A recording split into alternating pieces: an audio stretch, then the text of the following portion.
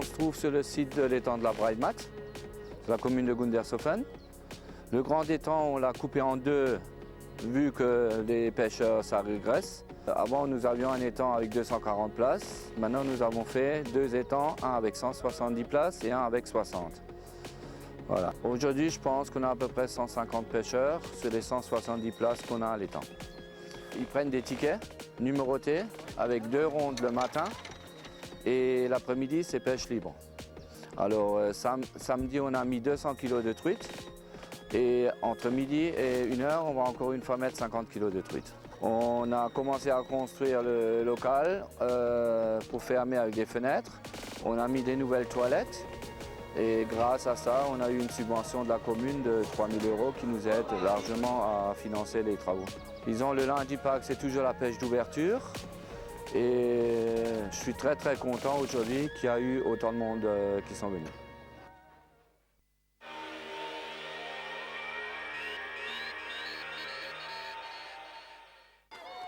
Les enfants des écoles primaires de Reichshofen, Oberbronn, Merzwiller et d'autres communes se sont affrontés dans le traditionnel cross de printemps. C'est au plan d'eau de Reichshofen que s'est passé l'événement. Ainsi, les 687 élèves réunis pour l'occasion ont couru sur les divers sentiers autour du plan d'eau. Ils étaient bien sûr encadrés par leurs instituteurs qui avaient bien du mal à contenir leur enthousiasme. Les efforts des petits sportifs ont été récompensés par un goûter bien mérité pour les uns et par des médailles pour les autres. À la place des médaillés d'or, on retrouve Amandine Rath et Emeline Doll pour Niederbronn, Naomi Azizi, Sibel Gurler, Serdar Gurler et Arthur Scheidel pour Reichshofen, Cédric Schmidt d'Oberbronn, Gaëtan Lécher pour Gundershofen. Surveillons leurs prochains exploits et bravo à tous!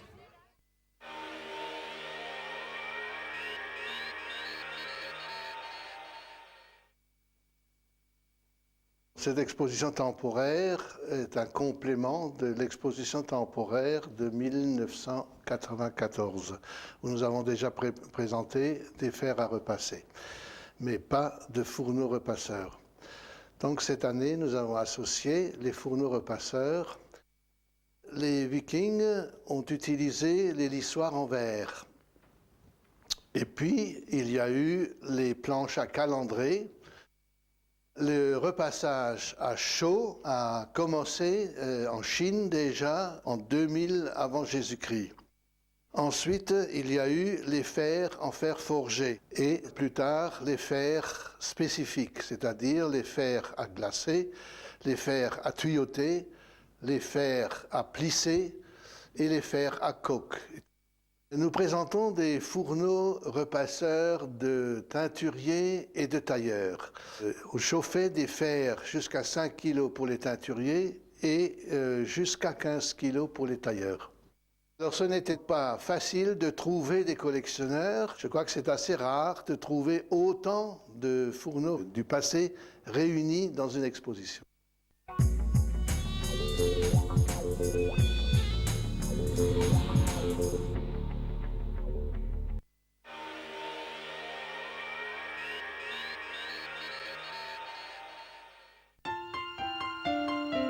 Le service de la jeunesse et des aînés a participé à un concours, donc Savoir Libre.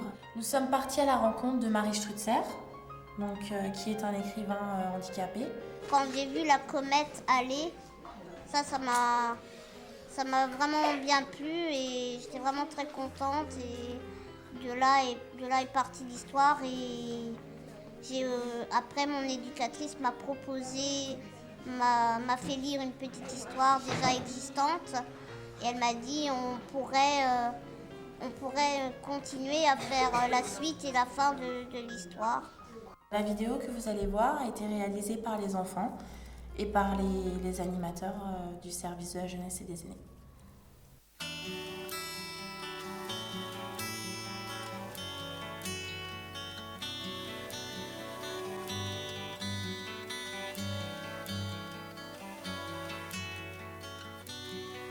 Petite Marie, je parle de toi parce qu'avec... L'histoire de la lune jalouse du soleil. Il y a longtemps, bien longtemps, le soleil et la lune étaient de bons amis. Ils brillaient tous les deux dans le ciel, chacun à leur tour. Mais un jour, la lune décida qu'elle serait la reine du ciel. Elle se moqua tellement du soleil qu'il se fâcha très fort et se cacha derrière l'horizon. Aussitôt, et au fur et à mesure que le soleil disparaissait, la nuit tomba. De gros nuages gris s'installèrent dans le ciel.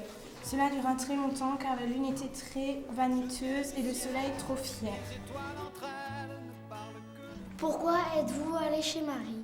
On a fait un concours et on a rencontré un auteur. On a posé des questions à Marie et on lui a demandé si elle voudrait faire un livre avec nous une fois. On a choisi Marie car elle écrivait des livres pour enfants.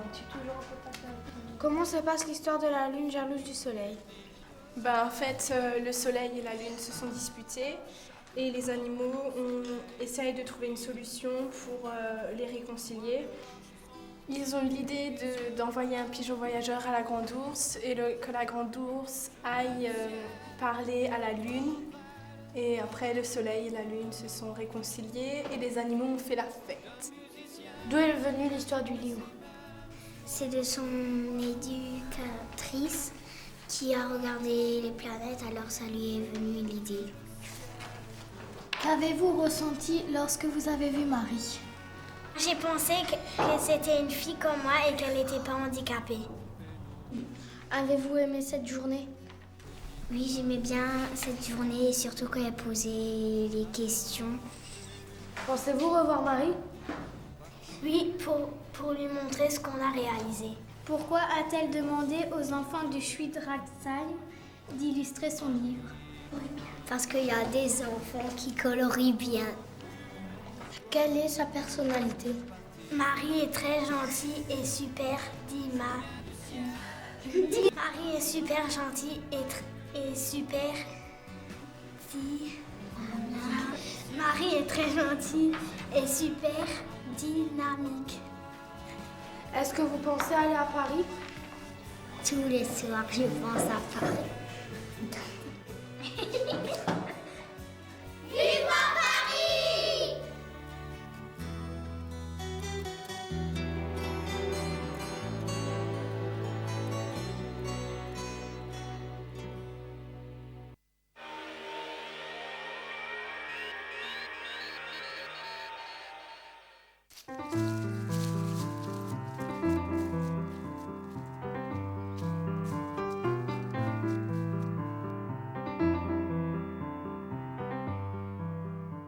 Nous nous trouvons à l'extrémité est du Hohenfels, où se trouve un observatoire donc militaire qui a été aménagé pour la protection de la ligne Maginot. Alors comme son nom l'indique, l'observatoire était là pour voir les déplacements de l'ennemi et avertir les casemates qui étaient à proximité. Parce que les casemates, elles, qui étaient au fond de vallée, n'étaient pas capables d'avoir ce type de repères. Et les postes d'observation étaient reliés aux casemates, soit par un téléphone à fil, ou alors en utilisant le système du Morse. Certaines avaient aussi des pigeons voyageurs. Les observatoires étaient assez fréquents et bien sûr donc installés sur les rochers, ce qui se comprend assez aisément dans la mesure où le rocher se trouve sur les parties élevées des crêtes, d'une part, et permettent également un hébergement car les abris sous roche sont assez nombreux dans la région. Ces abris sous roche, très souvent, étaient aménagés. On les agrandissait soit par un auvent, ou alors on les protégeait en installant des murets en pierre sèche. Puis d'autres protections un petit peu plus éloignées qui consistaient à installer des barbelés qui étaient supportés par des tiges métalliques en forme de tire-bouchon qu'on appelle les queues de cochon. Les observatoires faisaient partie des différentes fonctions qui étaient attribuées à ce qu'on appelle les points d'appui. Donc, d'une part les observatoires, d'autre part les nids de mitrailleuses, nous en verrons un tout à l'heure, et une troisième fonction également qui consistait à régler les tirs d'artillerie.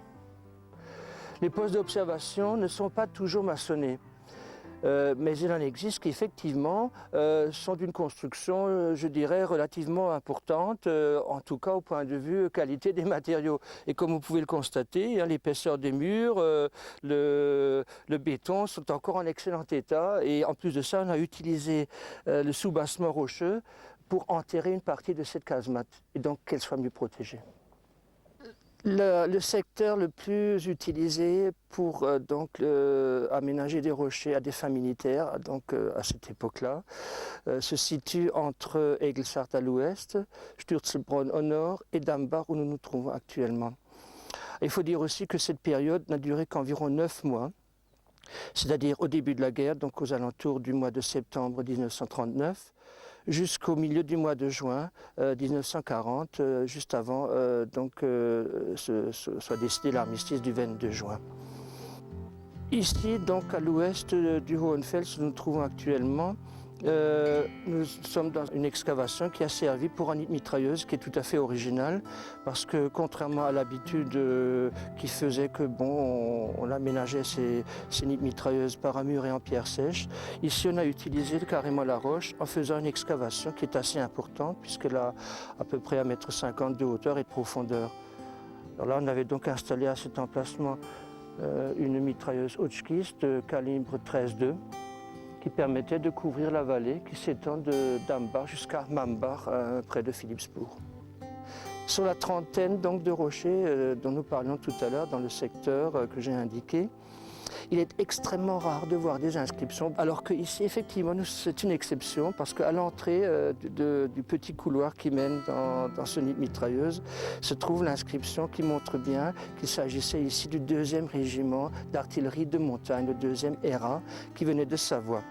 Les inscriptions du 2e ERA se trouvent également au château du Falkenstein et surtout au Kréberg, où il y a certainement la gravure la plus représentative de ce régiment d'artillerie, car il représente le blason de ce régiment, c'est-à-dire 3 sommets, ainsi que le blason de la Savoie. D'autres inscriptions peuvent également être relevées, mais parmi les plus belles, je crois que c'est celle du Bunchel où nous nous trouvons actuellement. La plus belle se situe certainement sur un rocher qui se trouve au nord du Riesakerberg, à une altitude d'environ 450 mètres. Cette gravure date du début de la guerre, donc aux alentours de fin 1939, début 40. Elle a été faite par un lieutenant qui s'appelait Louis Hiss et qui dirigeait une équipe d'une dizaine d'hommes qu'on appelle les observateurs calculateurs. Alors ces observateurs calculateurs avaient comme insigne un obus qui éclate. Il s'agissait d'un 2e groupe du 168e régiment d'artillerie. Le SOM que vous voyez ici est l'abréviation de Société Optique Mécanique, c'est-à-dire l'entreprise qui fabriquait le matériel qui permettait d'observer les tirs qui se faisaient à partir de cet endroit. Les observateurs calculateurs, donc, qui se trouvaient à cet endroit, faisaient les calculs à partir d'obus qui éclataient à la cime des arbres. Et pour arriver à obtenir des résultats sur le réglage des tirs, il fallait un 2e observatoire qui se trouvait vers le sud, à un lieu qu'on appelle le Finsterkopf. Les aménagements d'abris sous roche, donc pour héberger les militaires, sont assez fréquents. Celui que nous voyons ici, donc, qui se trouve à peine à une quarantaine de mètres de la gravure, bien sûr servait aux hommes qui étaient là et qui étaient à peu près une dizaine. Généralement, on utilisait les pierres sèches pour donc faire des murets. Celui que vous voyez là est l'un des moins importants. Après le 13 juin 1940, tous ces rochers ont retrouvé une tranquillité, disons plutôt éphémère, parce que à partir de l'opération Nordwind, donc le 1er janvier 1945, c'est au tour des Allemands et des Américains d'occuper ces lieux. Les Américains essentiellement du côté de Dambach, donc dans notre région ici, et les Allemands du côté d'Obersteinbach. Là aussi, on voit des traces de ce type d'occupation. Par exemple, en ce qui concerne les Américains, on a le souvenir d'une feuille de chêne qui a été gravée sur un rocher au sud de l'Erbsenberg. Et puis pour les Allemands, on s'en doute bien, c'est la gravure de la croix gammée, des SS aussi, puisqu'il s'agit de la 6e division de montagne SS qui venait de Scandinavie au début du mois de janvier. Cette 2e occupation des rochers a duré jusqu'à la libération définitive fin mars 1945. Et puis depuis, les rochers ont de nouveau repris progressivement d'année en année leur aspect naturel, qui nous convient d'ailleurs beaucoup plus que ce qui s'est passé à l'époque.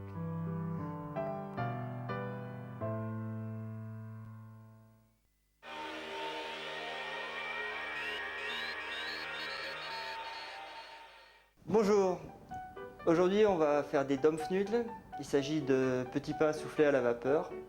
C'est une pâte levée qu'on servait traditionnellement avec un potage, le plus souvent en repas du soir, ou alors avec des fruits au sirop ou de la compote. Pour cette recette d'environ vingtaine de pièces de Dampfnudeln, c'est-à-dire en dessert une dizaine de personnes, ou alors en plat principal pour 4 à 5 personnes, nous allons faire une pâte avec 500 g de farine, un quart de litre de lait, 60 g de beurre, 60 g de sucre, une pincée de sel et un œuf. Bien sûr, une pâte levée avec de la levure boulangère. Donc on va délayer la levure boulangère dans le quart de litre de lait en les fritant légèrement. Voilà, bien mélanger pour réhydrater la levure. On va faire une fontaine avec la farine. Voilà une fontaine pour commencer à préparer cette pâte. Pour plus de facilité, on peut aussi le faire dans une bassine. On va commencer par mélanger le lait avec la levure à la farine.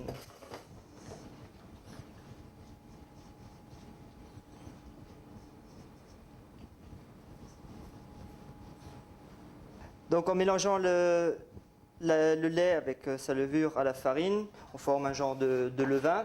On va essayer de rester rassemblé le plus possible si on travaille directement sur la table. Voilà.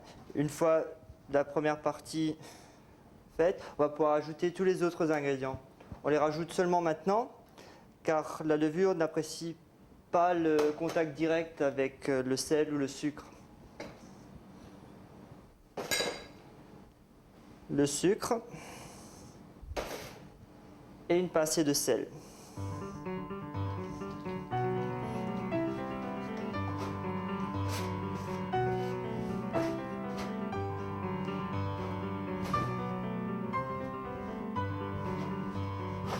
On va travailler toujours avec la raclette dans une main, de façon à garder une main propre pour pouvoir reprendre encore quelque chose si c'est nécessaire. Une fois la pâte formée, on va encore la travailler un petit peu pour y incorporer le plus d'air possible, en la pliant aussi, en faisant glisser sur la table, et jusqu'à ce qu'elle me libère les mains. Ensuite, façonner une boule qu'on va mettre à reposer de façon à ce que la pâte lève. On va disposer la boule dans un récipient suffisamment grand pour qu'elle puisse doubler de volume et qu'on va couvrir d'un linge. Die Zeit, wie der Teig wächst, haben wir eine Stunde oder zwei für einen kleinen Spaziergang machen, profitieren vom schönen Wetter oder etwas anderes schaffen.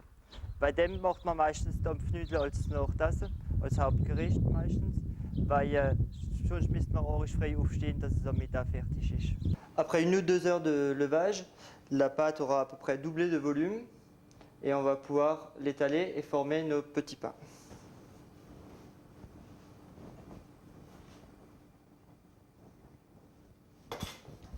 On va rompre la pâte et fariner la table très légèrement pour pouvoir l'étaler. Puis on va étaler la pâte sur environ 1 cm d'épaisseur, de façon la plus régulière possible. On va découper nos petits pains avec un verre.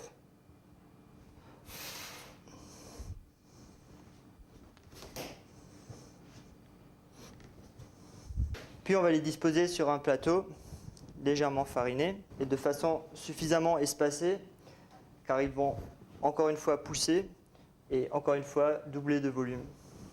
Une fois les beignets formés, disposés sur le plateau, on va les couvrir d'un linge et ils vont encore une fois pousser. Cela mettra une bonne heure. Ich würde noch ein großes Merci sagen in der älteren Dame, Madame Wolf von Auffiller. Au bout du temps de levage, nos Dampfnudeln ont joliment gonflé et on va les cuire. Pour cela, il nous faudra encore une fois un petit peu de beurre, du sucre et de l'eau. On va les cuire dans une cocotte, de préférence quelque chose de suffisamment costaud, de la fonte par exemple, avec un couvercle adéquat. Le fait qu'il soit transparent est pratique pour surveiller la cuisson.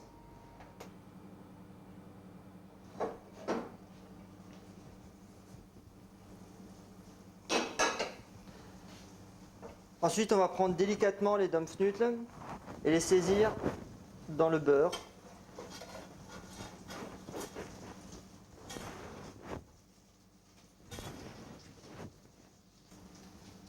Une fois que la coloration a débuté, attention, une pâte levée est une chose très fragile, vraiment touchée avec beaucoup de douceur. On va les parsemer de sucre qu'on va laisser caraméliser. Au bout d'une petite minute, quand la coloration a débuté, le sucre commence à caraméliser, nous allons nous préparer le couvercle à la main à rajouter de l'eau. Et rapidement fermer de façon à ce que la vapeur reste bien emprisonnée et que la cuisson finisse dans la vapeur. Au bout du temps de cuisson, environ 10 minutes, on va ouvrir sérieusement et franchement le couvercle de façon à ce qu'il n'y ait pas d'eau qui retombe sur les Dampfnudeln. Sinon elles vont tomber, elles vont encore se dégonfler. La pâte levée, elle peut être fragile. Elles vont rester joliment gonflées. L'eau aura réduit et on aura encore un petit caramel au fond. La cuisson finie, on va juste les rouler un petit tour dans le caramel de façon à glacer le dessus. En ce moment, dans les jardins, on a de la rhubarbe et des fraises. C'est pour ça que je voudrais vous proposer un accommodement de Dampfnudel avec les produits de la saison. J'ai aussi trouvé un petit peu de menthe. Alors moi, je vous propose des fraises sautées et flambées avec quelques lanières de menthe que nous avons préparées de cette façon. On va garnir une assiette d'un peu de coulis de rhubarbe et de fraises en les entrechevêchant. Ça permettra de réduire l'acidité de la rhubarbe. On y dispose nos Dampfnudeln. Voilà pour les Dampfnudeln en cette saison. On peut aussi rajouter une boule de glace ou de sorbet, ça permet d'avoir un dessert et chaud et froid, ou tout simplement de déguster comme ça. Bon appétit!